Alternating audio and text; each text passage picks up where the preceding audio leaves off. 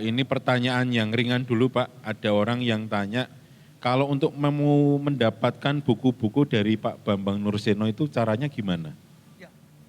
Yang pertama ada sebagian yang diterbitkan oleh Andi Offset, Yogyakarta. Biasanya di toko-toko buku itu cepat habis. Tapi Anda bisa langsung pesan ke Andi Offset. Ada 4 judul di sana.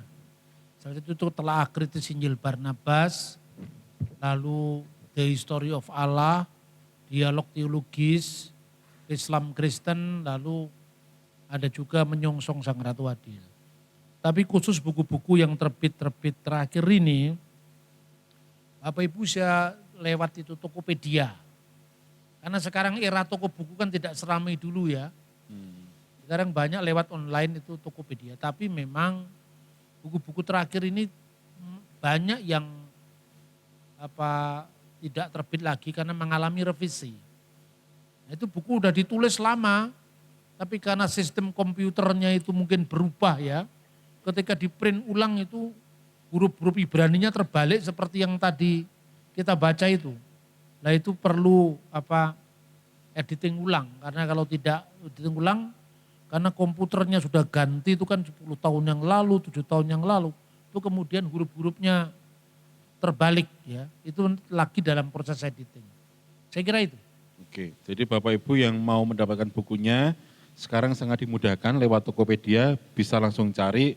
Nanti kalau memang habis ya cari yang tadi di Andi Offset yang di Jogja. Ini langsung masuk ke pertanyaan pertama Pak. Ini ada pertanyaan dari seorang Bapak di Kota Kudus dari nomor 0818758 sekian. Mau bertanya tentang kenapa di Alkitab di 2 Samuel itu ditulis bahwa Daud membeli tanah tempat pengirikan Arauna, orang Yebus, 50 sikal perak. Sedangkan di 2 Tawarikh membeli pengirikan Ornan 500 sikal emas. Itu tanah yang berbeda atau tanah yang sama atau bagaimana Pak? Begini, ini perlu jawaban yang berasal dari studi teks dan arkeologi. Saya catat dulu. Oh iya. Karena jawabannya mesti panjang, karena dengan waktu singkat saya kira seperti tadi saya bicara tentang Yudas Iskariot tadi, itu kan butuh waktu yang panjang. Iya, nanti saya kirim ke saya bikinkan channel YouTube-nya. Oke siap, nanti biar Bapak yang menanyakan beberapa ini. yang tidak saya jawab langsung nanti saya jawab. Oke baik. Oke, kalau Bapak Ibu yang hadir di sini ada yang mau bertanya bisa langsung angkat tangan ya, supaya terakomodir. Bapak bisa langsung sebut nama, langsung bisa ke pertanyaannya ya, supaya menyingkat waktu. Baik, nama saya Pendeta Widi dari Parakan 8 Sari. Yang ingin saya tanyakan ini masalah menjawab klaim-klaim. Gitu. Misalnya Adam itu punya agama tertentu, misalnya sampai Abraham bahkan semua agama itu dilabeli sama. Kira-kira untuk menjawab hal semacam itu gimana ya Pak? Nah itu menurut saya itu pertanyaan saya. Terima kasih. Cari satu prasastinya aja. Ya toh? Zamannya itu semua prasasti Hindu, Buddha, Konghucu, Kristen ditemukan. Itu aja jawabannya. Mudah toh? Tapi kalau Anda tarik ke soal Alkitab, bertengkar itu pasti. Bertengkar karena apa? Satunya nggak percaya Alkitab, satunya percaya Alkitab. Karena klaim subjektivitas agama masing-masing. Begitu saya buka sejarah selesai. Bener nggak? Sejarah kan netral. Bener sejarah diciptakan oleh pemenangnya, tapi kan ada banyak unsur, banyak sumber. Sejarahnya Diponegoro. Versi mana sekarang? Versi Belanda. Diponegoro itu pemberontak. Versi Keraton Jawa, Diponegoro itu orang lemah yang berjuang tidak pada saat yang baik. Ya misalnya sekarang tulisannya itu, Serat Kedung Kebu, itu kan sebetulnya mantan Bupati Wonosobo atau apa itu. Yang nulis Serat Kedung Kebu itu Diponegoro itu dianggap dia berontak tidak pada saatnya sekalipun Diponegoro itu benar. Akibatnya apa? Coba lihat tanah-tanah jajannya Belanda itu kan dulunya miliknya wilayah keraton Jogja, kemudian dicaplok Belanda karena Diponegoro kalah. Tapi bagi sejarah nasional kita butuh kepelawan Diponegoro. Diponegoro itu pahlawan. Itu kita sepakati karena memang dia berjuang untuk negerinya. 3 versi. Yang berbeda perspektifnya. Perspektif apa? Diponegoro pengkhianat, orang lemah atau pahlawan. Tapi bahwa ada orang namanya Diponegoro, ya, dari Keraton Jogja, perang dengan Belanda tahun 1825 sampai 1830, dibuang ke Manado, dalam pembuangannya dia menulis buku Babat Diponegoro, itu fakta. Yesus di mata orang Yahudi beda dengan Yesus di mata Kristen. Tapi bahwa ada seorang Yahudi yang dianggap mengajarkan sihir oleh orang Yahudi, lalu disalibkan dengan cara digantung menjelang Paskah, itu ada dalam kitab Yahudi yang namanya misalnya Traktat Sanhedrin. Orang Kristen, Yesus disalib untuk penebusan dosa.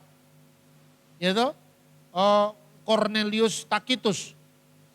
Orang-orang yang karena nama Kristus itu disebut Kristen. Yesus itu telah dibunuh pada masa pemerintahan Kaisar Tiberius di bawah prokurator kita Pontius Pilatus. Itu fakta sejarah. Bahwa Yesus itu mati menebus dosa, Yesus mati mengajarkan sihir, atau Yesus mati karena alasan yang lain, itu kan motifnya. Tapi sejarahnya tetap Yesus gitu loh. Begitu juga tadi yang saya katakan. Saya clear ya? Ada lagi yang dari, ya mari bertanya silakan. Yang itu bicara tentang ayat-ayat, ya misalnya ayat ini beda dengan ayat itu, penjelasannya itu membutuhkan background misalnya tentang uang, itu mata alat tukar emas itu nilainya berapa, perak berapa, itu perlu penjelasan yang panjang. Karena itu kita yang untuk pertanyaan-pertanyaan sifatnya seperti itu saya tunda. Nanti saya buatkan tayangan YouTube-nya berseri. Ya, seperti Yudas tadi sudah pernah saya buat itu. Mari. Silakan. Sebelumnya terima kasih atas kesempatannya.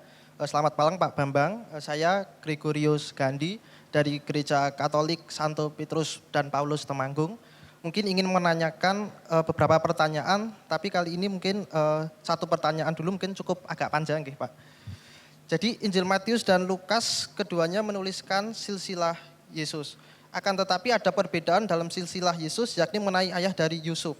Matius menulis ayah Yusuf adalah Yakub, sedangkan Lukas menulis ayah Yusuf adalah Eli. Saya pernah membaca adanya beberapa teori yang mencoba menjawab pertanyaan di atas. Teori pertama menyebutkan bahwa Matius menuliskan silsilah Yesus dari Yusuf, sedangkan Lukas menulis silsilah Yesus dari Maria. Nama Eli yang disebutkan oleh Lukas dikaitkan dengan nama Eliakim dan kemudian Yoakim, yang tidak lain adalah ayah Maria. Menurut teori ini, karena Maria adalah satu-satunya anak perempuan, maka dalam silsilah Yoakim atau Eli disebutkan menjadi ayah dari Yusuf. Kemudian teori kedua berasal dari catatan sejarawan bernama Julius Africanus. Ia menulis bahwa Matan, kakek Yusuf menurut Matius, menikahi Esta. Kemudian mereka memperanakkan Yakub. Setelah Matan meninggal, Esta menikah dengan Matat, kakek Yusuf menurut Lukas, dan memperanakkan Eli. Eli menikahi seorang perempuan, namun Eli meninggal sebelum memiliki anak. Menurut tradisi Yahudi, Yakub kemudian menikahi perempuan ini dan akhirnya memperanakkan Yusuf. Kemudian teori ketiga berasal dari catatan Santo Agustinus. Dia mengatakan bahwa Yusuf memiliki ayah kandung dan ayah angkat. Hal ini yang menurutnya mengakibatkan adanya dua silsilah Yesus yang berbeda. Bagaimana menurut Pak Bambang mengenai teori-teori terkait perbedaan silsilah Yesus di atas? Terima kasih. Terima kasih. Sebetulnya pertanyaanmu itu sudah merupakan jawaban, ya kan? Sudah dijawab Memang sendiri, ada ya. 3 itu yang mengatakan perkawinan Levirat itu namanya Julius Africanus. Nah, kemudian ada teori lagi yang mengatakan bahwa karena perempuan kan tidak boleh muncul dalam silsilah. Itu contoh aja misalnya ya. Israel kan punya 12 suku. Ya. Dari 12 anak-anak Yakub kan. Padahal di situ ada Dina. Kenapa Dina tidak ditulis silsilahnya? Karena perempuan. Itu contoh itu dari Alkitab. Kedua, Seperti Bani Israel diberikan 12 anak, Ismail juga begitu, ada 12 anak. Mulai dari Nebayot, Kedar, dan seterusnya. Masih ada satu anak lagi yang perempuan, Mahalat, yang dinikahi sama Esau. Ya toh? Tapi kenapa enggak ditulis silsilahnya Mahalat? Karena perempuan. Jadi kalau menurut teks kitab suci sendiri, saya memilih pendapat, dan itu menurut saya paling kuat. Karena ada buku Sinaksarion, ya. Buku Sinaksarion itu judulnya Protevangelium Yakobi. Itu berasal di tahun 150.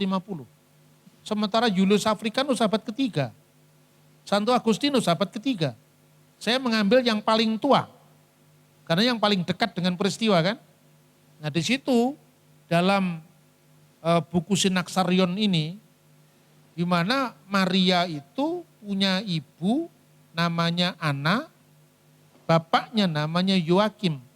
Lah kenapa Eli? Orang Yahudi zaman dulu, Eli itu Elohim, Tuhanku, ilahku, ya, my Lord, my God, Eli.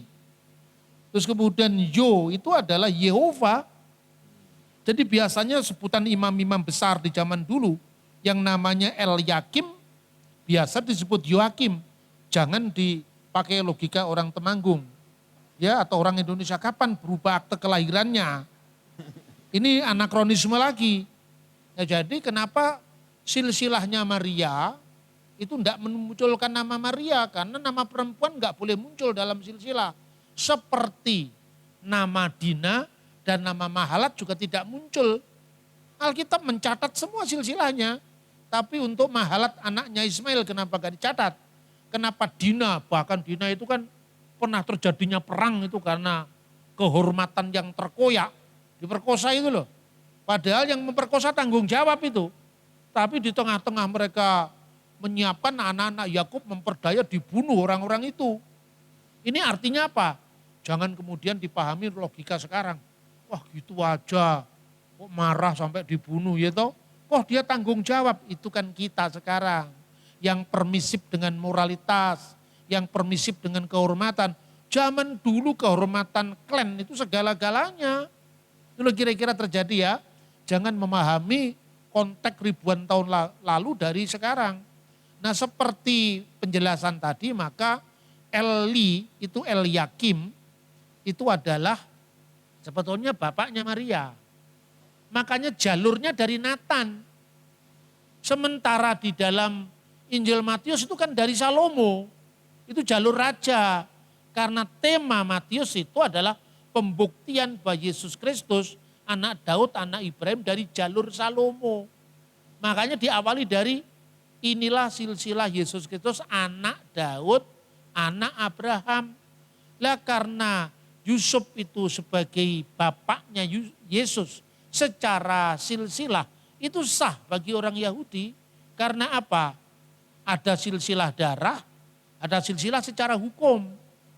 Tapi Maria sendiri sesungguhnya juga keturunan Daud. Dari mana? Dari Nathan. Makanya dia mendaftarkan diri sensus.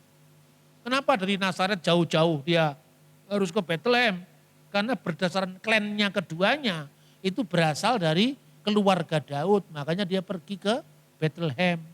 Ya itu ya, Julius Africanus dengan teorinya yang menarik, tapi itu berasal dari abad yang kemudian lagi. Agustinus abad ketiga. Maka pilihlah kalau ngomong sejarah yang paling dekat dengan peristiwanya. Itu saya kira. Baik Pak Bambang, terima kasih atas jawabannya. Mari yang dari sisi tengah, Pak Anto bisa tanya, walaupun tadi sudah kirim WA ya. Rasanya lebih plong kalau bisa tanya langsung, silakan Pak Anto. Selamat malam Pak Bambang. Malam. Saya penggemar Pak Bambang. Punya fans Pak. Saya fan Pak Bambang. Saya hanya ingin bertanya, nama saya Distianto dari JKI Wonosobo. Saya ingin bertanya 1 Korintus 14 ayat 22. Di situ saya bingung untuk mengerti. Silakan. Terima kasih. Apanya dibingungkan apanya? Pertanyaannya yang dibingungkan apanya? 1 Korintus 14 ayat 22, bunyi ayatnya. Saya bisa bantu bacakan Pak Ya. mungkin. Ya bisa. 1 Korintus 14 ayat 22, firman Tuhan berkata seperti ini.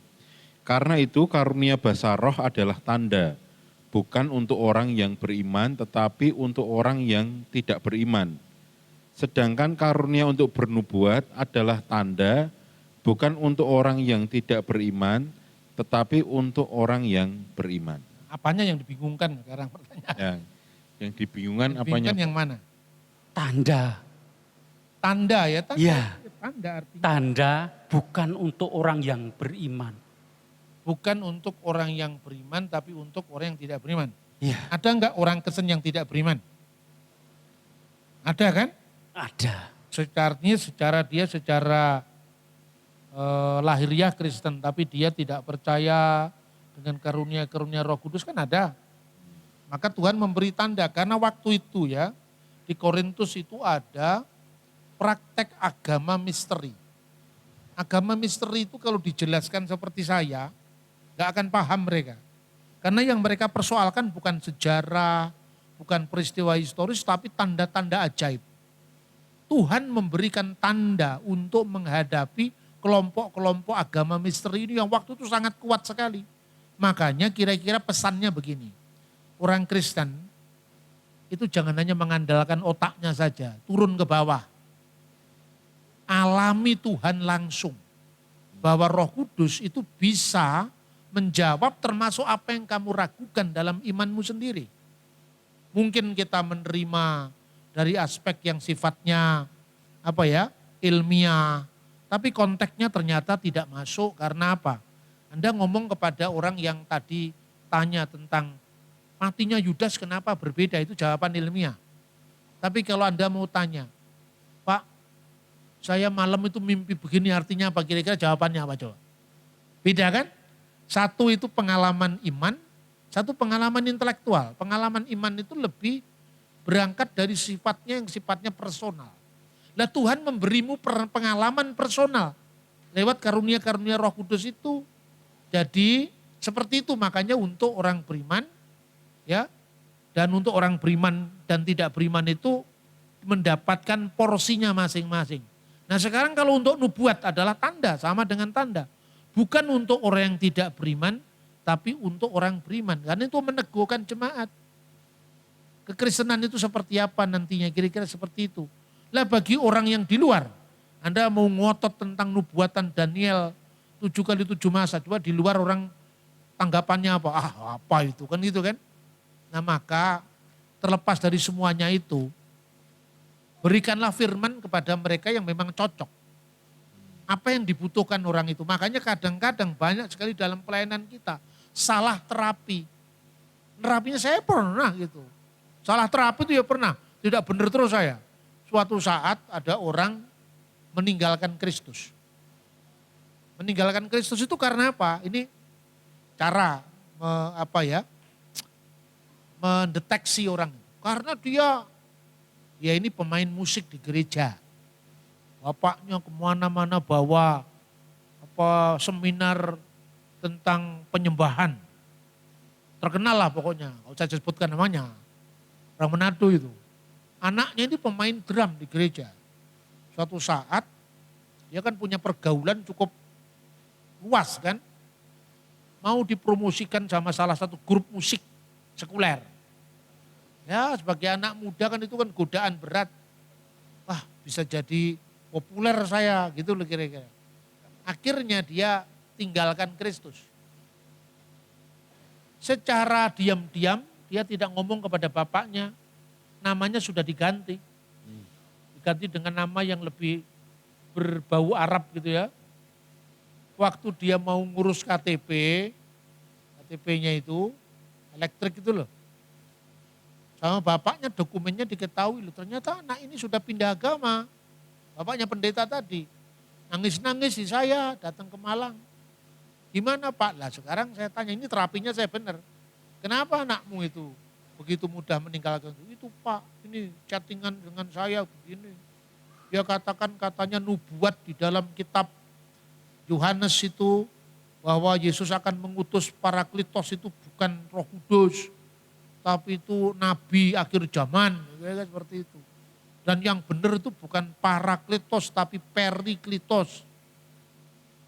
Ulangan pasal 18-15 itu nubuat untuk nabi akhir zaman, bukan Yesus itu. Yang gitu-gitulah tema-tema yang sering itu. Lalu dia bilang, anak itu sekarang di mana? Di Surabaya Pak, bawa ke sini. Saya bilang. Datanglah ke Malang. Datang ke Malang itu kira-kira udah jam 10 atau jam setengah 10. Langsung saya layani. Saya ajak masuk ke perpustakaan saya. Nih kamu lihat. Ini mulai dari Kodeks Vatikanus dari tahun 350. Itu ada yang kamu persoalkan itu. Kamu baca Perikletus dari Ahmad Didat toh? Iya Pak betul. Oh, Bapak tahu. Loh, kamu baunya aja sudah tahu kamu baca apa. Ini loh. Nih kamu lihat ini tulisan dari tahun 350. Kan saya punya dokumennya semua itu. Kamu baca, saya nggak bisa baca Pak. Kamu belajar fisika, kimia, matematika enggak waktu SMA? Belajar ini huruf apa? Alfa. Dia tahu kalau alfa. Ini para atau peri, para itu sudah tahu kamu. Mana ada yang dikatakan ada perikletos. Perikletos artinya penghibur terpuji. Dari penghibur jadi terpuji itu namanya Nabi Muhammad. Mana enggak cocok saya bilang. Semua kan bisa di cross check. Ulangan pasal 18 ini coba. Teks aslinya gini Pak, lu enggak usah kamu ngomong teks aslinya. Saya sudah hafal saya bilang. Ini kan yang gue maksud kan. Coba harafiah saya tanyakan. Nabi artinya apa? Nabi Pak. Mikir bika di tengah-tengahmu. Di tengah-tengah siapa ini? Di tengah-tengah Israel, wong itu konteksnya Taurat kok pada Musa. Me'aheka di antara saudaramu. Doa kamu baca ayat 1 dulu. Imam-imam Lewi, suku-suku Lewi. Jadi mu di sini ada mu Israel secara luas dan mu suku-suku. Musa dari suku apa? Lewi. Yesus dari suku apa? Yehuda kan cocok ini saya bilang. Mana? Semua itu sampai kira-kira jam setengah 12 atau apa itu. Terus saya tanya, gimana? Ya Pak, sementara saya sudah tahu. Sementara, tapi dari matanya saya belum yakin. Kemudian bapaknya ngotot, Pak saya ajak pulang, jangan, saya bisiki. Saya ada rumah pemuritan di sini. Dia bisa tinggal di sana. Besoknya saya ada kelas pemuritan di Malang waktu itu. Ikut langsung kelas pemuritan. Dia bilang. Udah ikut kelas pemuritan. Malam itu ada pendeta GBI dari Salatiga sedang ikut pemuritan. Saya ngomong sama Pak Pendeta, tolong ya titip ini anak muda ini. Siapa? Saya ajak ngobrol terus. Habis itu kira-kira seminggu kemudian, dia sudah diajak kesaksian di salah satu gereja Pentakosta Tabernakel. Dia kesaksian di situ. Saya selama ini salah belajar dari seorang guru. Jadi artinya apa? Dia memang polos, utuh. Secara intelektual pergumulannya. Nah ini kalau urusan nubuat kan gak cocok yang begini. Ini pembuktian. Ya toh? Akhirnya sudah. Apa itu sudah selesai belum? Saya tanya. Dia umur berapa sekarang ini? Sudah mau masuk perguruan tinggi. Belum dibaptis? Belum. Saya ngomong sama bapaknya.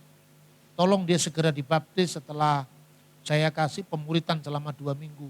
Siapa? Dikasih ke seniornya yang lebih dari dia, dibaptis. Setelah dibaptis, sebelum dibaptis, saya ajak dia pelayanan ke Blitar. Waktu ada pelayanan Natal di salah satu panti asuhan saya ajak. Ngobrol di tengah jalan, dia cerita, Pak, dulu waktu saya berguru sama guru saya diajari lihat malaikat Pak. Kaget saya, gimana cara lihat malaikat? Lucu-lucu ini. Disuruh saya merem Pak. Nanti pertama itu warna merah. Saya bilang oke. Nanti suatu kalau sudah ketemu warna hijau itu ketemu malaikat Pak. Ini bukan guru mengatasnamakan agama tertentu loh ya. Saya enggak jangan disalahpahami. Saya bilang apa? Itu bukan ketemu malaikat Mas kalau warnanya hijau. Itu mau ketemu buta hijau kamu itu saya bilang. Cuman saya guyonan saja. Nah ini wajar tuh kalau ngomong warnanya itu merah, ya otomatis merem sini situasinya masih terang. Nanti semakin lama kan pengalaman hijau, ireng dulu hijau. Masa gitu malaikat, itu pengalaman subjektif. Tapi saya belum terlalu peka. Karena pikiran saya orang ini problemnya problem intelektual. Saya tinggal di Jakarta, sebelum dibaptis itu saya tinggal di Jakarta. Ini ada Pak Pendeta tiba-tiba telepon saya. Itu pendeta yang lain lagi, bukan pendeta GBI. Pak Bambang, kita pernah dulu ketemu di satu seminar ya Pak, saya lagi di Malang. Saya mau ke tempatnya Bapak. Bolehkah saya nginep di tempatnya Bapak? Oh boleh, silakan tapi nggak ada saya loh ya. Iya enggak apa-apa Pak, ada rumah pemuritan untuk nampung murid-murid saya nginep di situ. Sama dia ini. Tiba-tiba di hari kedua Pak Pendeta ini lapor. Nah ini karunia untuk melihat hal-hal yang sifatnya seperti agama misteri tadi loh. Paham toh yang saya maksud? Kemudian dia telepon saya. Pak, ini muridnya Bapak kayaknya masih ada something wrong ini. Kenapa? Ya saya nggak bisa jelaskan nanti kalau Bapak pulang ya. Iya. Ternyata masih ada keterikatan dengan kuasa gelap. Diisi oleh gurunya yang lama itu. Terusnya kamu pelepasan dulu, kamu lepaskan semua yang pernah kamu terima, baru kamu dibaptis. Nah, kasus seperti ini, saya cerita contoh ini, tidak bisa kita membuat terapi yang keliru terhadap masalah yang berbeda-beda. Anak ini mewakili dua kutub, satu intelektual, satu hal yang sifatnya spiritual klenik itu loh maksudnya. Ini harus kita atasi dua-duanya. Nah, tapi ada satu lagi, anak yang juga pindah agama gitu. Saya tidak tanya dulu langsung saya hantam karena waktu. Saya hantam gini. Malah tidak kembali, malah semakin dia menjauh. Itu saya langsung minta maaf kepada Tuhan. Saya tolong Tuhan ampuni saya karena saya tidak cermat melihat apa orang yang datang kepada saya. Ternyata problemnya apa? Problemnya itu dia sewaktu Kristen pernah dikhianati waktu dia punya pacar. Anak ini cenderung introvert. Introvert itu kan dia tidak bisa bergaul. Ketemu teman kuliahnya beda agama. Lihat wanita yang dari kelompok ini kan lebih nurut, lebih apa. Dibanding terbalik dengan pacarnya yang Kristen dulu. Gitu loh kira-kira. Jadi ini problem hati, bukan problem apa intelektual. Kita hantam nggak akan mempan. Jadi ada problem yang sifatnya intelektual. Terapinya ya intelektual dengan bayi data, sejarah, ada problem soal hati. Terapinya juga ini sepertinya jangan dibawa ke saya. Maksudnya dibawa ke bagian konseling ini. Yang begini psikologis, hati, ya itu kira-kira ya. Nah makanya situasi Korintus itu begitu kompleks. Ya sehingga kita membacanya, gereja ini kan kadang-kadang pilih-pilih. Yang disenangi ini, semua pelayanan yang modelnya ini salah.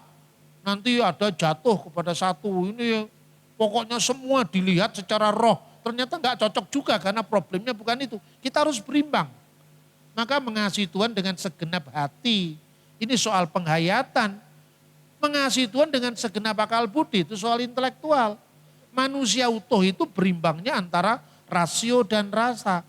Jadi gereja-gereja ini tidak saling menidakkan, saling melengkapi. Itu ya kira-kira. Ada lagi mau bertanya? Ya silahkan. Siapa dulu? Pak Kumis tipis atau yang tanpa kumis? Oh ya Pak Kumis tipis dulu, mari Pak Ipung. Oke, terima kasih. Nama saya Purwanto dari JKI Wonosobo. Sama dengan Pak Anto tadi, saya juga penggemar Pak Bambang.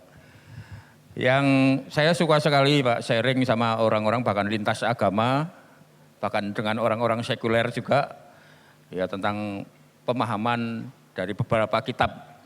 Dan saya banyak memakai kajian dari Pak Bambang untuk membantai mereka dalam tanda kutip. Dan ternyata termasuk ketika saya menerangkan eksistensi Yesus, kuasa Yesus itu juga mereka bisa, puji Tuhan bisa kami yakinkan sampai mereka ya kemudian ada pertimbangan-pertimbangan untuk mengenal Yesus lebih lagi. Jadi itu saya banyak diberkati dari kajian-kajian dari Pak Bambang. Ya, yang akan saya tanyakan ini ternyata menjadi ganjalan saya, menjadi kendala. Yaitu tentang ini Pak, tentang penciptaan. Jadi bagaimana ini bisa diterangkan secara empiris supaya bukan hanya kira-kira, bukan hanya apa, bukan hanya dugaan atau mitos-mitos. Jadi gini Pak, penciptaan Adam itu kan sekitar 6.000 tahun ya Pak, 6.000 tahun dari kalau perhitungan dari Alkitab itu. Padahal ada hal-hal atau ada peninggalan-peninggalan arkeologi yang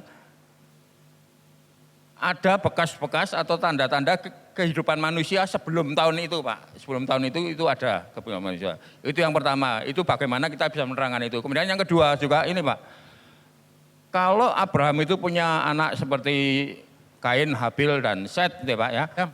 Kemudian itu istrinya itu siapa itu Pak yang ditanyakan. Itu istrinya itu siapa, itu ditanyakan itu juga kalau saya jawab dengan dia bukan anaknya mungkin yang perempuan nggak disebut. Kalau ada perempuan artinya mereka kan ada perkawinan incest, satu darah. Apa itu nggak salah, ada nabi kok seperti itu. Nah, saya mohon keterangan dari Bapak bagaimana saya menerangkan itu supaya mereka juga bisa yakin tuh Pak. Terima kasih. Ya, yang pertama begini, kalau Anda membaca Alkitab, ya, tentang umur bumi dan sebagainya itu tidak pernah bisa dilacak dari sudut pandang teologis semata-mata. Karena hari dalam Alkitab itu tidak sama dengan hari hitungan sekarang. Jadi sama-sama hari dalam 24 jam. Dari zaman ke zaman hitungannya berbeda loh. Makanya kenapa kadang-kadang orang-orang yang menghitung-hitung nubuat itu sering salah. Sistem kalendernya sudah berubah. Itu contoh aja sekarang ini. Ini kalender Natal misalnya. Orang tanya kepada saya, Natal itu tanggalnya aja nggak seragam, kenapa kita percaya? Ada jawaban orang saleh tapi salah. Nggak penting tanggalnya, yang penting Yesus lahir di hari kita, itu kan sebetulnya kelihatan soleh kan. Tapi itu sebetulnya salah. Terus saya jawab gini, perbedaan Gereja Ortodok kan merayakan Natal itu kan 6-7 Januari. Gereja Katolik dan Protestan Gereja Barat 25 Desember. Mana yang benar kan enggak tetap. Yang kamu tahu kan kalender sekarang. Coba kalau Anda lihat kira-kira apa yang pernah terjadi pada tahun 1582. Waktu itu belum era internet. Saya kesulitan menjawab, harus menunjukkan data-data ini. Orang enggak paham, kalau sekarang gampang. Mencari di Google, tulis saja picture, terus tulis Oktober 1582. Ada gambarnya itu, picture ada gambarnya. Ini ketemu sekarang. Pernahkah orang mikir terlalu sederhana? Anda lihat sekarang. Salah satu ambil saja. Ini.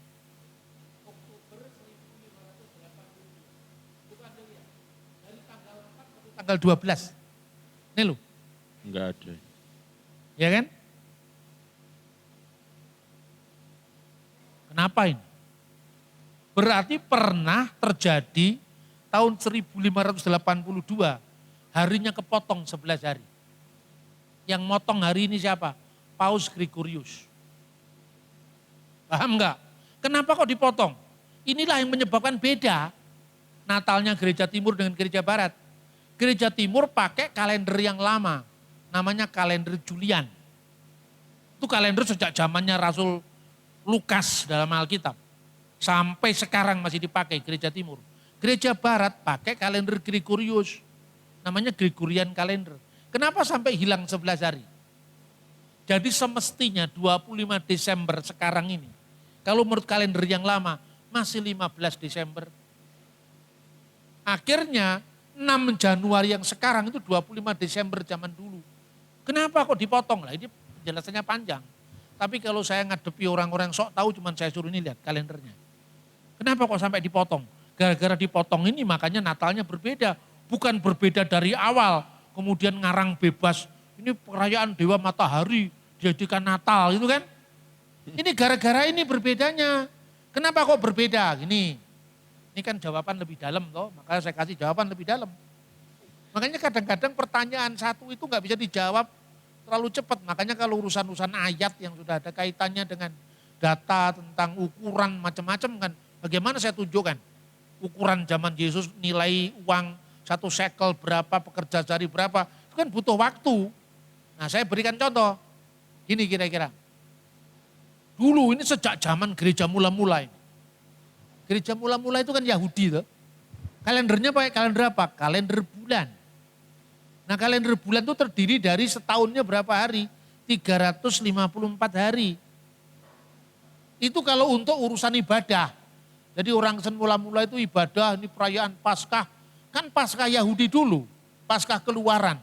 Tapi kemudian orang Kristen paham, ternyata itu digenapi dengan Yesus. Jadi Paskah Yahudi itu digenapi dengan kebangkitan Yesus kan itu kan. Nah Paskah Yahudi itu harus jatuh pada saat bulan purnama. Karena pakai kalender bulan. Paskah Kristen geser. Karena apa? Harus hari Minggu. Karena Paskah Kristen itu kebangkitan Yesus Kristus. Bukan penyembelihan lagi anak domba pada 14 bulan Nisan. Beda. Kira-kira tahun 150 Masehi. Antara gereja di wilayah Roma dengan gereja di wilayah timur. Termasuk Turki itu berbeda. Satunya yang Roma ini ngikuti kalender Yahudi mati-matian. Pokoknya nggak boleh. Seinci pun bergeser. Sementara yang di wilayah Yunani, wilayah timur yang lain itu. Loh kan anak domba Paskah kita kan Yesus sekarang. Bukan dengan anak domba tahunan itu. Terus oke. Nah kalau gitu gimana? Paskahnya harus hari Minggu. Karena Yesus bangkitnya hari Minggu. Kan gitu kan? Nah yang barat enggak, pokoknya harus 14 bulan Nisan. Enggak peduli apa katanya. Geser. Lah kalau tahun ini jatuhnya hari Sabtu, di gereja barat terpaksa dimajukan sehari. Karena di gereja timur, di gereja barat harus dimajukan karena supaya cocok dengan gereja timur. Lama-lama 100 tahun sekali tambah satu hari. Karena geser ngitung Paskah tadi. Dari abad pertama sampai abad ke-15 kan itu. Gesernya jadi 11 hari. Makanya gereja Katolik bingung. Ini gimana ini kok jadi semakin jauh. Paus Gregorius potong aja kalendernya. Jadi tanggal 4 langsung tanggal 15 tadi. Makanya terjadi pergeseran. Lah kira-kira yang gini terpikir enggak kira-kira? Kita ini baca Alkitab bimbingannya ensiklopedi umum. Padahal ini kan kasus khusus yang begini. Gitu loh. Gereja Timur ngikuti kalendernya zamannya Lukas menulis Injil itu. Gereja Katolik ngikuti Paus yang karena geser kalendernya tadi. Nah saya ditanya, Pak waduh rumit ya Pak, makanya jangan aneh-aneh kamu.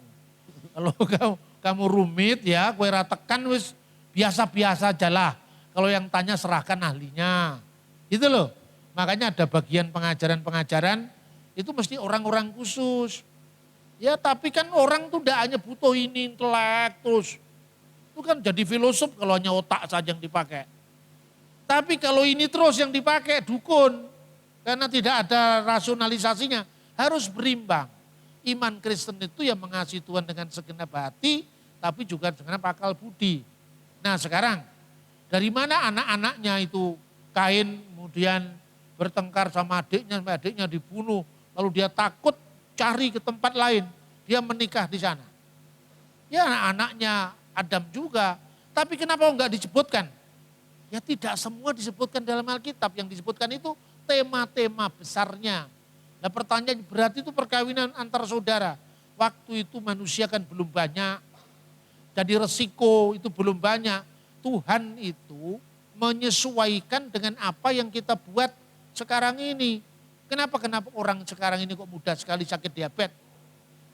Pernah enggak Anda membaca kira-kira sebelum VOC memonopoli pabrik gula dan sebelum itu kira-kira di zaman Majapahit pakai gula apa?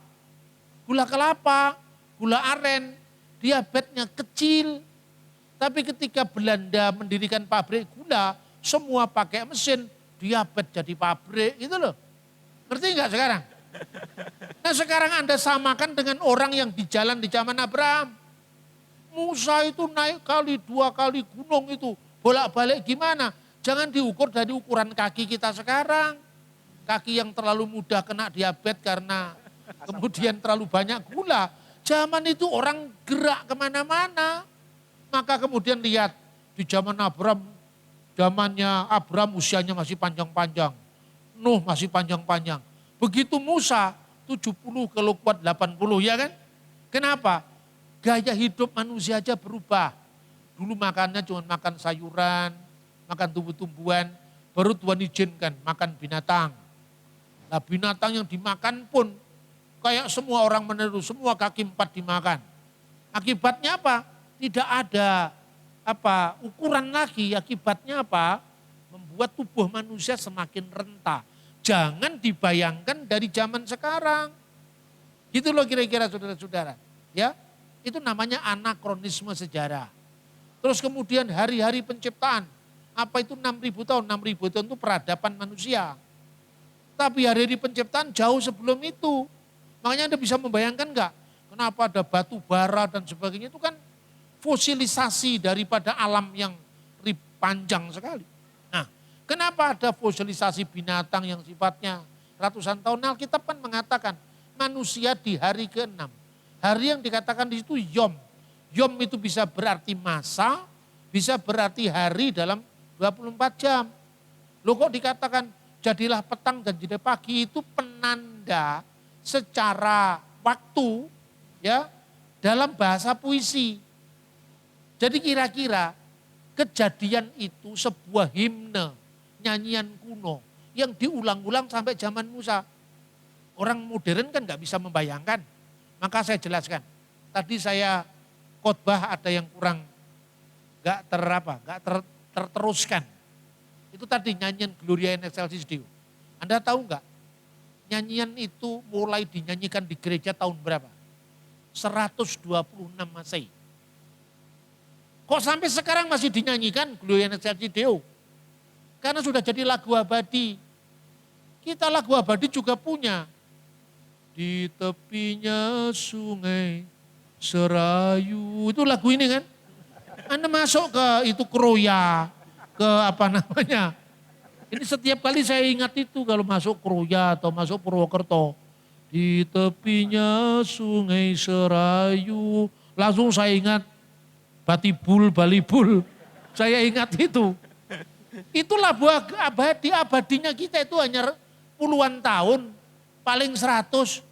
Tapi abadinya di Timur Tengah, itu ribuan tahun. Lagu Paskah Yahudi itu ribuan tahun. Makanya nenek moyangku dulu seorang Aram pengembara. Itu nyanyian yang diteruskan dari abad ke abad. Nah kira-kira tema besar orang Israel itu ada 2. Penciptaan dan keluaran. Itu yang tercermin dari Mazmur 136. Nah kira-kira mulai dari generasi ke generasi sampai Abraham kepada anaknya terus sampai di zaman Musa. Kejadian 1 itu diulang-ulang. Seperti puisi itu. Ya makanya kalau Anda bayangkan dari Alkitab King James nggak bisa membayangkan. Tapi kalau Anda jadi orang yang berkebudayaan Israel paling tidak, Anda tahu. Bereshit bara Elohim et hasamayim ve et sa'aret ve aret dagitah tohu wa pohu wa hosek alfene tehom ve ruah Elohim merakefet alfene hamayim ve yumer Elohim yehi or wa yehi or. Kan seperti bernada itu.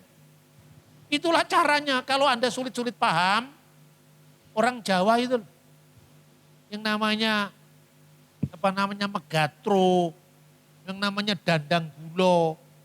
Itu Anda lihat mulai dari petani desa sampai kelasnya orang yang belajar gending di Keraton Solo. Sama nadanya.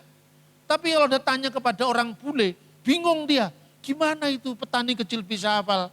Sigro miler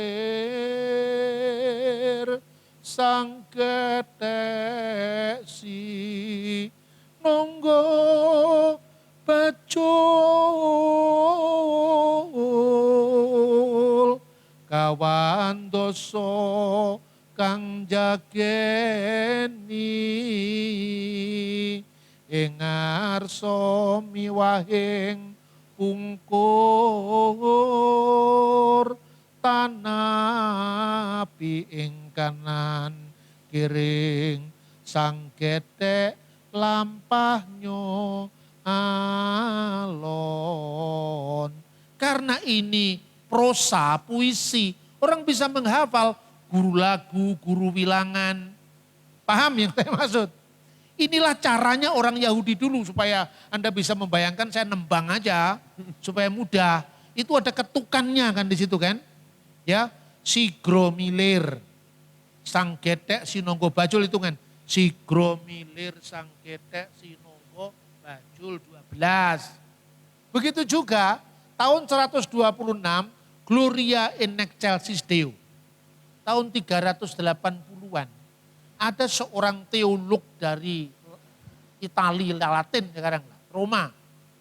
Datang ke Bethlehem. Untuk apa? Belajar bahasa Ibrani. Karena dia sadar akar kita ini kan dari Yudaisme. Namanya Hieronymus, Santo Hieronymus, Yirom. Dia sampai punya gua tempat dia hidup menerjemahkan Alkitab. Itu di gua Hieronymus, di dekat gua kelahiran Yesus di Bethlehem. Selama 26 tahun, 36 tahun dia tinggal di Bethlehem sampai mati di sana. Ya, akhirnya menerjemahkan Alkitab dari terjemahan Latin kuno yang dinyanyikan Gloria in excelsis Deo tadi, sama dia diganti karena bahasa Latinnya sudah berubah. Bahasa Latin yang lebih simpel diganti Gloria in altissimis Deo. Tapi kenapa lagunya kok tidak mengikuti yang dari abad keempat? Kenapa lagunya masih mengikuti terjemahan Latin dari tahun 120-an? Kenapa? Karena kalau dia mengikuti altissimis Deo tambah ketukan. Sederhana enggak? In excelsis Deo, in altissimis Deo. Kan enggak enak. Karena sudah terlanjur jadi lagu gitu loh. Ini caranya melestarikan nyanyian-nyanyian, ajaran-ajaran dari para leluhur itu namanya litani, diulang-ulang seperti Mazmur 136 tadi. Paham ya? Orang Jawa bisa paham enggak? Paham gampang. Saya nyanyikan. Ayo numpak sepur, bayare setali, rakyat adil makmur. Derek Pak Jokowi ya sekarang. Ayo sekarang Jokowi hidup tahun berapa? Mulai jadi presiden 2014. Ini bayarnya bukan rupiah tapi setali. Anda tahu tali itu mata uang apa? Mata uang Majapahit. Lu kok bisa mata uang Majapahit masih dinyanyikan di zaman Jokowi? Sudah terlanjur jadi lagu rakyat mas. Maka sulit diubah. Bayar rupiah nggak cocok. Karena I dengan I itu nada. Gitu loh kira-kira saudara-saudara. Ini sudah ribuan tahun. Bahkan data sejarah kerajaan Jawa itu tali satak itu sudah muncul di zaman kerajaan Dyah Balitung abad ke-10. Sampai sekarang dilestarikan sekalipun kita sudah berubah. Dolar sudah berubah, US sudah macam-macam. Sekarang perumpamannya tetap. Wes toh nggak usah buru, ego, bisnis terlalu ngoyo sampai menyakiti teman. Ada perumpamaan, tuno sata bati sana. Tuno sata itu artinya sekalipun kita kalah secara sata, sata itu adalah satuan nilai pada zaman kerajaan Dyah Balitung. Sa itu satuan emas. Makanya saya tunda tadi ngomong tentang perak atau apa emas itu karena urusannya seperti ini. Ya toh panjang jawabannya. Karena sudah jadi lagu abadi istilahnya. Dilestarikan dari abad ke abad sampai sudah lewat Majapahit, Demak, Pajang, Mataram, Kartosuro, ya toh sampai Surakarta Hadiningrat, Yogyakarta Hadiningrat, Republik, nyanyinya tetap bayare setali. Padahal satuan mata uangnya sudah berubah jadi golden jadi rupiah. Benar enggak? Inilah yang namanya lagu abadi. Begitu juga Kejadian 1 itu kira-kira seperti itu loh gambarannya. Jadi itu diulang-ulang dari abad ke abad. Bukti Alkitabnya juga ada Mazmur 136 dan seterusnya. Ya itu saya kira. Oke, menarik, ini sudah jam 8 kurang. Masih ada Pak Agus? Silahkan. Saya Agus dari Temanggung, JKI Sekenah Glory. Yang saya tanyakan beberapa kali saya melihat itu ada pergunjingan atau perseteruan ya. Perbedaan antara doktrin Trinitas sama doktrin Oneness itu Pak. Itu aja Pak. Perbedaannya yang mudah. Itu kan muncul abad 19. Jadi kalau semakin baru aja jangan percaya.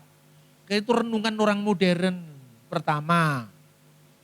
Kedua, Tritunggal itu sejak zaman bapak-bapak gereja paling awal. Saya berikan contoh. Ini sama-sama dari Alkitab, kalau nafsirnya kan. Waktu Tuhan Yesus memberikan perintah baptis apa yang dikatakan? Baptiskanlah mereka dalam nama Bapa dan Putra dan Roh Kudus. Perhatikan sekarang. Kata nama di situ bentuknya tunggal. Tapi dalam satu nama itu ada Bapa, Putra, dan Roh Kudus. Makanya kalau di gereja timur, kalau di gereja Katolik kan cuma disebutkan demi nama Bapa dan Putra dan Roh Kudus. Kalau di gereja timur dipertegas Esteos, Allah yang esa. Jadi demi nama Bapa, Esto Onomato Patros, Keto Iu Keto Agiu Pneumatos Isteos. Amin. Kalau di terjemahan bahasa Arab, Bismil ab walibni warahil kudus al ilahu wakid amin. Demi nama Bapa dan Putra dan Roh Kudus, yaitu Allah yang esa. Kenapa Allah yang esa? Karena nama itu tunggal. Bukan demi nama-nama, tapi demi satu nama. Bapa, Putra, dan Roh Kudus. Clear. Muridnya Yohanes, namanya Polikarpus, Alkides Polikarpus. Polikarpus itu disuruh menyangkal Yesus. Kamu tahu kaisar itu bisa memberi hidup dan menentukan kematianmu. Bekerja samalah dengan saya Bapa. Kamu jangan menyusahkan saya. Apa sulitnya kamu sangkal Yesus? Kamu akan diberi hidup. Dia jawab apa? Ini sudah tua, umur 86 tahun. 86 tahun saya mengikuti dia. Dan tak sekalipun dia pernah mengecewakan saya. Dia pilih mati ketimbang dia menyangkal Yesus. Pada waktu dia dibakar di perapian itu, dia mengucapkan pujian kepada Allah Tritunggal.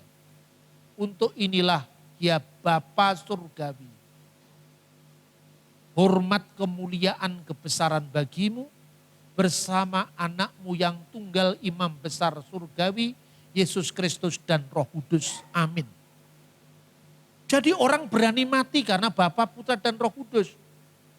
Muncul lagi di abad 19 teori yang namanya Yesus Kristus itu ya Bapa itu. Itulah ajaran Oneness. Oneness ini dibangun karena tidak clear memahami Alkitab. Karena apa? Dua rumusan dijadikan satu. Kan rumusan satunya kan demi nama Bapa dan Putra dan Roh Kudus. Satunya dalam nama Yesus Kristus. Keduanya ini konteksnya beda. Ketika dia makan esto onoma to Yesus Kristus. Dalam nama Yesus Kristus. Dalam. Kenapa dalam? Karena dibaptis dalam nama. Ketika orang dimasukkan dalam air. Itu artinya ke dalam nama Yesus. Sedangkan dalam nama Bapa dan Tuhan Roh Kudus itu iman yang dipahami. Bapa, Putra, dan Roh Kudus. Tapi berkat salibnya Yesus gitu loh. Ketika itu dikaitkan dengan baptisan esto onoma to Yesus Kristus. Tapi ketika berkaitan dengan pengorbanan Yesus, kata yang dipakai bukan esto onoma, tapi epi to onoma, di atas nama Yesus Kristus. Kenapa di atas nama? Semua ada dalam Alkitab, dalam Kisah Para Rasul. Kenapa di atas nama? Di atas nama, di atas kuasa, di atas pengorbanan Yesus Kristus, kamu menjadi percaya. Di dalam Yesus itu, di dalam baptisan, orang diselamkan karena apa? Karena Yesus Kristus. Dalam nama Bapa dan Putra dan Roh Kudus, menjadi umat yang satu dari Allah yang kita sembah, yang adalah Bapa, wujud Allah, Putra, firman Allah, Roh Kudus, rohnya Allah. Tidak perlu dipertentangkan. Tapi kemudian orang mengatakan, Bapa, Putra, Roh Kudus itu ya Yesus itu ya salah. Yesus itu bukan Bapa. Yesus itu firmannya Bapa yang menjadi manusia. Jelas nama Yesus itu bukan nama Allah dalam keabadian. Itu nama kemanusiaannya ketika menjadi manusia. Anak yang dilahirkan itu akan disebut Yesus karena dia akan menyelamatkan umatnya. Jadi dinamakan Yesus itu ketika firman jadi manusia. Kristus itu pengurapan. Sebagai Mesias itu, makanya diurapi itu Masiah. Hamasiah yang diurapi. Tidak perlu dipertentangkan. Terus kedua, Yohanes itu mengaburkan antara kristologi dengan Tritunggal. Kristologi itu Yesus itu sepenuhnya Allah, sepenuhnya manusia. Yang satu dengan Tritunggal itu kealahannya, kemanusiaannya yang enggak. Karena kemanusiaannya mati, kemudian disalib, kemanusiaannya bisa lapar, kemanusiaannya bisa haus. Itu kan kemanusiaannya. Jadi kalau Bapa itu Yesus, berarti Bapa bisa mati. Padahal Allah tidak bisa mati. Ya kan? Yang disebut Allah Sang Bapa itu merujuk pada keilahian wujud ilahi. Makanya tidak seorang pun pernah melihat Allah. Jadi Allah Bapa tidak bisa digambar. Yang gambar Allah Bapa itu ajaran Mormon. Mana Allah Bapa bisa digambar? Alkitab mengatakan Allah itu tidak ada seorang pun yang melihat. Tapi anak tunggal yang di pangkuan Bapa, dialah yang menyatakannya. Kenapa Yesus bisa digambar? Karena sudah berinkarnasi menjadi manusia. Clear kan ajaran Alkitab itu? Makanya sebetulnya salah satu muncul bingar-bingar perdebatan itu karena kita tidak setia pada bapak-bapak gereja kita. Kalau belajar Alkitab jangan langsung Luther. Luther kan baru abad 16, 15. Harus dari setelah Yohanes punya murid namanya Polikarpus. Polikarpus punya murid namanya Irenaeus. Irenaeus punya murid namanya Hippolytus. Harus urut sampai zaman modern gitu loh. Kalau gitu ya bapak gereja kan bisa beda pendapat. Beda pendapat kan masih dekat dengan peristiwa. Daripada kamu percaya dengan teolog Jerman yang hidup 2000 tahun setelah peristiwa. Sulit Pak, paham gini, kalau paham sulit ya gini saya kasih contoh. Anda boleh memilih. Pilih saya atau pilih Sentot Prawirodirjo tentang Diponegoro. Pilih mana? Sentot Prawirodirjo bukan dokter loh, saya dokter loh. Ayo sekarang. Sentot Prawirodirjo kalau memberi informasi tentang Diponegoro, kesalahannya sedikit. Ya dia bisa salah karena dia bukan Diponegoro kan. Kira-kira Bapak gereja bisa berbeda pendapat misalnya tadi tentang Julius Africanus dengan Agustinus bisa beda pendapat. Tapi perbedaan pendapat itu bukan pada masalah doktrin utama. Doktrin utamanya sama. Itu masalah sejarah, masalah yang lain-lain itu lebih bisa beda kan. Terus Anda ditanya, Diponegoro lebih suka rawon atau lebih suka gudeg atau lebih suka bakso ulek? Karena tadi baru makan bakso ulek saya sama Pak Yohanes. Enak ternyata bakso ulek itu. Karena lomboknya segar. Anda tanya itu kira-kira, tanya ke saya. Atau tanya ke Peter Carey gak tanggung-tanggung. Itu ahli Pangeran Diponegoro. Tapi dia orang Inggris. Bahasa Jawa aja dia hebat Diponegoro. Tapi kalau nembang kan kalah dengan saya. Ayo sekarang. Jarak budaya kan, jarak masa. Jadi percayalah sama Sentot Prawirodirjo ketimbang percaya kepada saya. Karena dia hidup sehari-hari mengalami bersama Diponegoro. Oh katakanlah Sentot gak tahu, gak pernah ada catatannya, anaknya Sentot. Berarti generasi kedua jauh lebih bisa dipercaya ketimbang saya juga. Karena saya jaraknya 200 tahun. Dia tidak berjarak karena dia muridnya. Kira-kira seperti itu yang saya maksudkan dengan bapak-bapak gereja. Ya, semoga ini bisa membantu bagaimana menjelaskan Alkitab dalam konteks sejarah. Mungkin ada lagi yang mau bertanya, bapak-bapak di sini. Ko Yudi mau langsung tanya? Ko Yudi, silahkan. Terakhir ya dari Ko Yudi, nanti bapak pulang dapat lemari es, juraganya lemari es. Dapat sepeda. Dapat sepeda. Selamat malam Pak Bambang, saya Yudi dari Wonosobo. Menurut Pak Bambang, hal apakah atau peristiwa manakah yang paling menyebabkan umat Muslim menolak keberadaan Injil dan Yesus Kristus sebagai juru selamat? Apakah salah satunya diakibatkan oleh peristiwa perang salib yang di mata mereka identik dengan kekerasan dan kekejaman yang semena-mena, yang menyebabkan umat Muslim itu kesulitan untuk menangkap, memahami pesan utama dari Injil Yesus, yaitu kasih? Ataukah dikarenakan hal lainnya? Terima kasih. Ya, terima kasih. Ini pertanyaan yang baik. Perang salib termasuk. Jadi perang salib itu menyimpulkan semacam trauma sejarah. Tapi kalau jujur ya, yang melakukan kekerasan kan tidak hanya tentara salib, Islam juga. Jadi kalau membaca sejarah itu dari satu perspektif ya tidak fair. Makanya tafsir-tafsir yang muncul sebelum perang salib itu jauh lebih ramah terhadap kekristenan ketimbang zaman perang salib. Contohnya tafsir setelah perang salib, tafsir Ibnu Katsir abad 14. Ya, itu salah satu faktor saja. Tapi faktor yang lain apa? Karena perbedaan konsep tentang teologinya. Jadi bagi teman-teman Muslim yang paling menolak kenapa Yesus harus mati, itu nggak cocok itu. Dia itu mirip dengan pandangan mesianik dari kaum Selot itu, bahwa seorang utusan Tuhan itu harus menang. Nah, Yesus kan menempuh jalan salibnya dulu sebelum kebangkitannya. Bagi orang Kristen ya itu menang, karena bangkit dari antara orang mati itu kan lebih daripada pahlawan yang menaklukkan sebuah kota. Iya toh? Setiap orang itu kan satu yang nggak bisa dilawan itu kan maut dan kematian. Coba Anda bisa menguasai dunia ini, Anda kehilangan nyawamu, apa gunanya, kata Yesus kan? Dan Yesus mengatakan bahwa maut telah dikalah.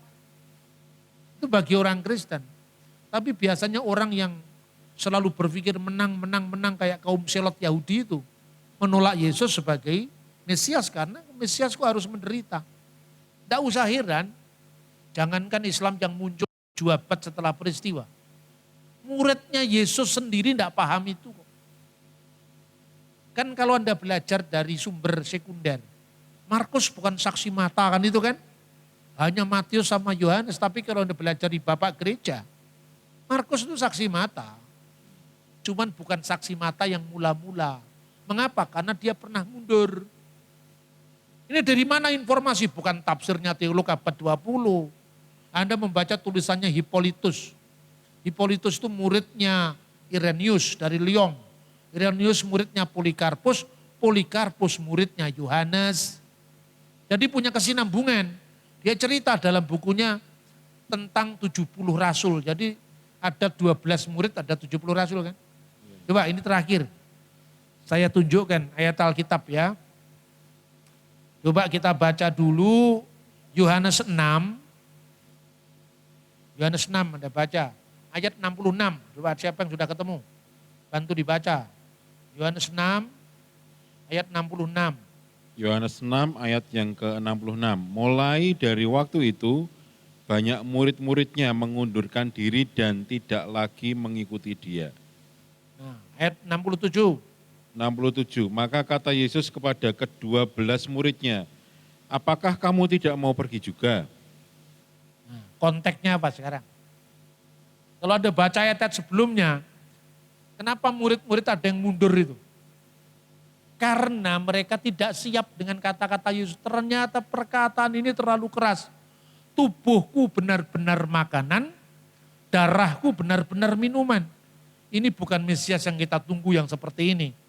Karena dia berharap Mesias itu pahlawan revolusi yang menang dengan Roma. Lah kok Yesus malah mengatakan, tubuhku benar-benar makanan, darahku benar-benar minuman. Wah ini kalah ini, kita kira seperti itu. Banyak murid-murid yang mundur. Tapi ayat 67, Yesus berkata kepada murid-muridnya yang 12. Apa dikatakan? Apakah kalian juga mau? Tidak mundur juga. Mundur juga. Berarti yang 12 rasul masih utuh. Pada waktu itu loh. Karena Yudas belum berkhianat. Ya toh? Lalu yang mundur itu yang mana muridnya? Kita membaca Injil Lukas selain 12 rasul ada 70 murid. Nah murid yang mundur ini menurut Hippolytus ini. Hippolytus itu diajar langsung punya kesinambungan dengan para rasul. Dua murid yang mundur itu Markus sama Lukas. Jadi dua-duanya saksi mata. Cuman satunya saksi mata langsung, satunya saksi mata tidak langsung. Coba baca Injil Lukas pasal 1. Ayat 2. Lukas 1 ayat 2. Ayat 2. Seperti yang disampaikan kepada kita oleh mereka yang dari semua adalah saksi mata dan pelayan firman. Nah, ayat ini seringkali dimaknai. Kalau Markus kan bukan saksi mata, orang lupa. Saksi mata yang dari semula. Artinya apa saksi mata yang dari semula? Kita lihat Kisah Rasul.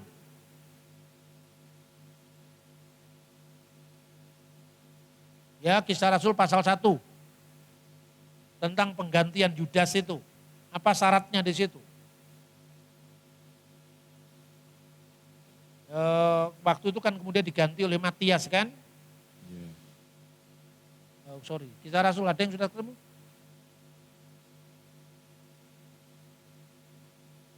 Silakan dibaca, Yudas digantikan. Nah ini, Matias dipilih menggantikan Yudas. Ayat 15. Pada hari itu berdirilah Petrus di tengah-tengah saudara yang sedang berkumpul, kira-kira 120 orang banyaknya. Hai saudara-saudara, ayat 16. Haruslah genap nas kitab suci yang disampaikan Roh Kudus dengan perantaraan Daud tentang Yudas pemimpin orang-orang yang menangkap Yesus itu. Dahulu ia termasuk bilangan kami dan mengambil bagian dalam pelayanan. Yudas ini telah membeli sebidang tanah dengan upah kejahatannya, lalu ia jatuh tertelungkup dan perutnya terbelah hingga semuanya isi perutnya tertumpah keluar. Hal itu diketahui semua penduduk Yerusalem sehingga tanah itu disebut dalam bahasa mereka sendiri Hakal Dama, tanah darah. Ini yang saya sampaikan tadi. Ya, sebab itu sudah tertulis dalam kitab Mazmur, biarlah perkemahannya menjadi sunyi dan biarlah tidak ada penghuni di dalamnya dan biarlah jabatnya diambil orang lain. Ayat 21 ini penting. Jadi harus ditambahkan kepada kami seorang dari mereka yang senantiasa datang berkumpul dengan kami selama Tuhan Yesus bersama-sama dengan kami. Ayat 22, yaitu mulai dari baptisan Yohanes sampai hari Yesus terangkat ke surga meninggalkan kami untuk menjadi saksi dengan kami tentang kebangkitannya. Nah inilah yang namanya saksi yang dari semula. Tidak pernah bolong, tidak pernah sedikit pun meninggalkan menjadi saksi mata. Dia ngikuti terus mulai dari baptisan Yesus oleh Yohanes sampai kebangkitannya. Tidak semua memenuhi syarat. Karena pernah ada yang mundur, Markus pernah mundur, Lukas pernah mundur. Tapi salah satu yang memenuhi syarat kemudian dibuang undi itu Matias. Berarti muridnya Yesus bukan hanya 12. Ada murid-murid lain lagi. Lah Markus termasuk murid tapi yang bukan saksi mata dari semula. Yang saksi mata dari semula itu tidak pernah absen mengikuti gurunya. Pemuritan itu tidak pernah absen. Nah Markus itu kenapa mundur? Ini catatan sejarah kuno ini. Markus itu mundur karena itu tadi. Dia nggak siap, Yesus yang mau diikuti ini ternyata mau mati. Nggak bisa kita terima. Padahal 70 rasul itu kalau Anda lihat di Lukas pasal 10. Pernah disuruh dua-dua sama Tuhan kan. Saksikan apa yang setelah dia pelayanan, dia lapor. Bahkan setan pun takut dengan nama Yesus. Kan gitu kan. Demit-demit setan itu setan orang doyan, demit orang dulit. Semua kalah sama kuasa Yesus. Kira-kira Markus ini termasuk 70 rasul tadi kan. Dia menyaksikan kuasa Yesus dahsyat luar biasa. Masa perwira Roma bisa nangkep dia? Gak mungkin lah. Lalu dia menjadi pemuda yang menyelinap, ingin tahu ketika Yesus ditangkap itu loh. Itu ceritanya cuma ada di Injil Markus kan. Di Lukas gak ada, di Matius gak ada, di Yohanes gak ada. Kenapa? Karena Markus itu yang dimaksudkan pemuda yang telanjang itu. Telanjang itu bukan telanjang bulat. Menanggalkan jaketnya. Karena di masyarakat kuno, orang Israel kuno itu ya, zaman Yesus, orang kaya itu biasanya berlapis bajunya. Jadi ketika dia hilangkan itu, apa rupanya jaketnya itu, baju luarnya itu, dia lari kemudian karena apa? Ternyata Yesus ditangkap juga. Bukan Yesus tidak mampu melepaskan diri, dia memang menyerahkan dirinya untuk tebusan bagi banyak orang. Ketika dia ngikuti Petrus, kemudian dia menjadi sekretarisnya Petrus. Karena dia paham bahasa Latin, namanya aja nama Latin. Dia menjadi penerjemah Petrus ketika Petrus ke arah barat pelayanan. Waktu Petrus di Roma, dia yang menuliskan Injil itu berdasarkan pewartaan Petrus. Makanya lihat khotbahnya Petrus di Kisah Para Rasul. Itu persis sistematiknya dengan Injil Markus. Diawali dari pembaptisan di Yordan kan. Perhatikan itu. Itu bukan kebetulan. Karena Markus itu muridnya Petrus. Setelah dia masuk kembali dalam pelayanan. Makanya di dalam suratnya Petrus, Markus anakku. Setelah dari Roma, Markus ke Mesir. Kemudian wafat di Mesir sebagai seorang martir. Dan peninggalannya gereja Koptik sampai hari ini. Jadi saksi-saksi sejarah masih ada. Bukan hanya di Roma, tapi di Antioquia, di Yerusalem, di Alexandria, di Konstantinopel, itu gereja-gereja kuno. Semuanya. Markus balik ke pelayanan. Lukas, Anda lihat itu orang yang jalan ke Emmaus itu. Ada 2 orang kan, tapi yang disebutkan hanya 1, Kleopas. Kleopas itu siapa? Kleopas itu suaminya, adiknya Yusuf suami Maria, istrinya juga namanya Maria. Itu disebutkan dalam Injil Yohanes, di bawah salib itu berdiri ibunya, saudara ibunya Maria istri Kleopas dan Maria Magdalena. Lah itulah ibunya Yakobus sebetulnya. Ya. Jadi Yakobus itu bukan saudara apa istilahnya anaknya Bunda Maria setelah Yesus, tidak, itu data dari gereja kuno.